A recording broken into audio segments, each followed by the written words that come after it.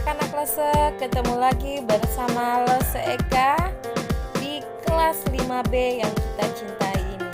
Baiklah, di hari Kamis ini kita masuk ke materi tema kita, yaitu pembelajaran kelima. Baik, silakan simak video berikut ini. Pada pembelajaran hari ini, kita akan belajar tema 1, subtema 1, pembelajaran 5. Anak-anak sudah siap? Harus tetap semangat ya. Walaupun kita belajar dari rumah, kita harus tetap semangat dan tidak boleh malas. Tujuan pembelajaran kita hari ini yang pertama, dengan mengamati gambar, siswa dapat merangkai sebuah cerita dengan percaya diri. 2. Dengan mengamati gambar, siswa dapat mengetahui ciri-ciri hewan vertebrata dan avertebrata.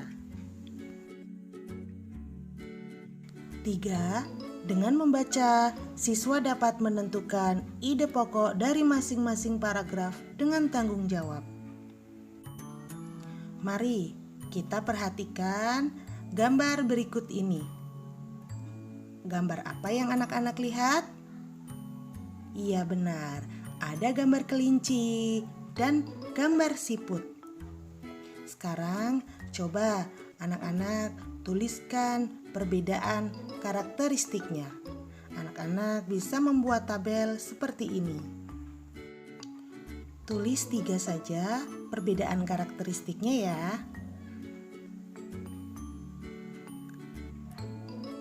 Mari kita cocokkan jawaban anak-anak dengan Bu Guru.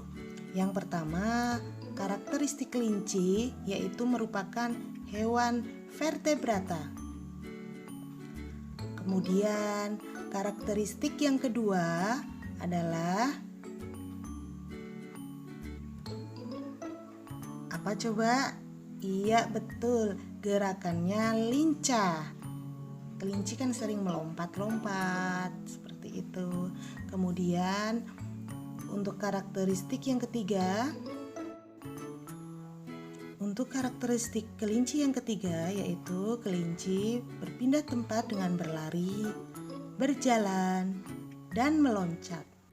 Kelinci sebagai hewan vertebrata umumnya memiliki sistem syaraf berupa otak.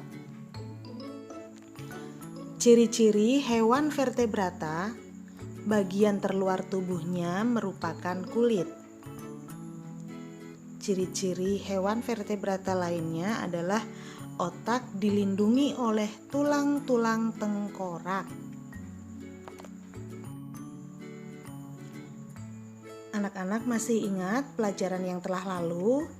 Contoh-contoh hewan bertulang belakang atau nama lainnya tadi hewan vertebrata, yaitu kelinci. Kemudian ikan,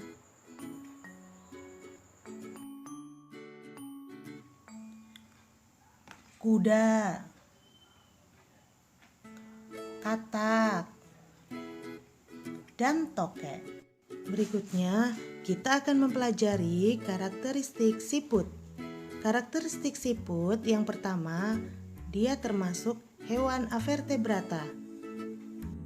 Karakteristik yang kedua adalah gerakan siput lambat. Anak-anak tentu pernah melihat bagaimana siput berjalan.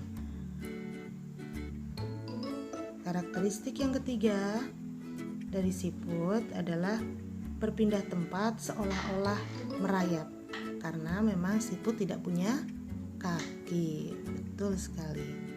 Setelah kita mempelajari karakteristik kelinci dan siput, maka kita bisa membuat tabel agar kita lebih mudah dalam belajar ya. Nah, seperti ini contohnya tabelnya anak-anak. Nanti anak-anak bisa menulis di buku anak-anak ya. Siput termasuk hewan avertebrata.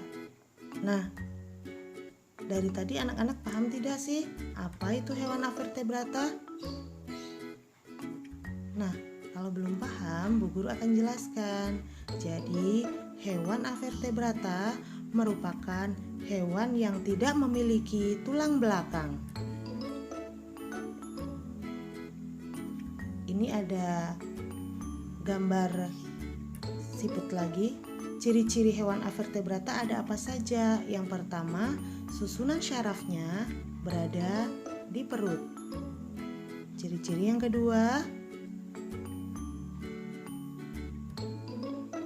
memiliki rangka luar. Ciri-ciri yang ketiga pada hewan avertebrata adalah otaknya tidak dilindungi oleh rangka luar. Selanjutnya, contoh hewan avertebrata. Yang pertama ada siput. Contoh hewan avertebrata lain adalah serangga. Nah, serangga ini ada bermacam-macam ya anak-anak, mulai dari kupu-kupu, capung, semut, dan lain-lain.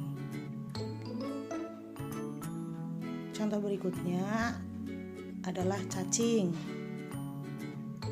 Cacing termasuk hewan avertebrata. Selain itu ada ubur-ubur. Contoh berikutnya adalah cumi-cumi. Siapa yang pernah makan cumi-cumi?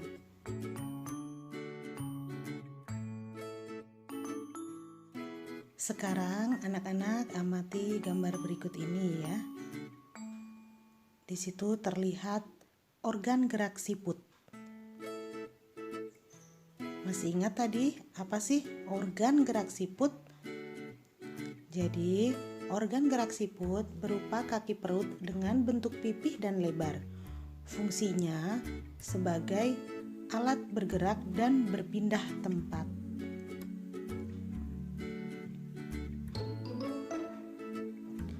Tugas anak-anak adalah mengamati hewan avertebrata di sekitarmu. Identifikasikan nama organ gerak dan fungsinya. Setelah jadi, anak-anak bisa memilih salah satu hewan avertebrata. Kemudian buatlah model sederhana organ gerak dari hewan yang kamu pilih tersebut menggunakan plastisin. Buatlah sebaik mungkin agar sesuai dengan aslinya. Bacalah teks pada halaman 44. Temukan ide pokok dan kalimat pengembang masing-masing paragraf. Masih ingat bagaimana cara menemukan ide pokok dan kalimat pengembang? Setelah selesai, mari kita cocokkan. Ide pokok paragraf pertama. Siput dianggap sebagai hewan yang lamban dan menjijikan. Ide pokok paragraf kedua. Kelebihan dan keistimewaan siput.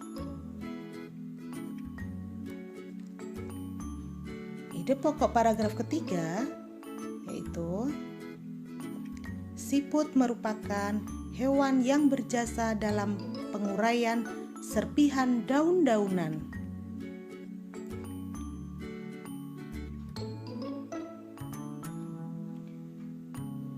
Ide pokok paragraf keempat, siput adalah sang pengembara yang mandiri. Ide pokok paragraf kelima, siput memiliki pertahanan diri yang baik dalam beradaptasi dan juga dalam mempertahankan diri dari serangan predator. Ide pokok paragraf keenam, siput adalah hewan istimewa yang memiliki banyak kelebihan. Bagaimana anak-anak? Tadi bisa benar berapa? Nah, bagus ya kalau sudah bisa benar semua. Jadi setelah kamu berhasil menemukan dan menuliskan ide pokok dan kalimat pengembang, sekarang tuangkan isi bacaan ke dalam sebuah gambar cerita. Masih ingat apa itu gambar cerita? Corak gambar cerita atau ilustrasi ada 4, yaitu realis, kartun, karikatur, dan dekoratif. Realis itu gambar yang dibuat sesuai dengan aslinya. Karikatur merupakan gambar yang melebih-lebihkan atau mengubah dari objek aslinya. Gambar karikatur menyajikan objek dengan karakter yang lucu dan aneh. Kartun merupakan gambar yang berfungsi untuk menghibur dan berisi humor.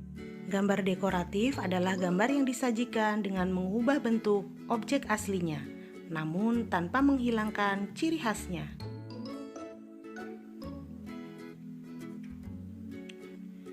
Mari kita lihat contoh-contoh gambar ilustrasi. Yang pertama adalah contoh gambar realis. Yang kedua tadi adalah contoh gambar karikatur.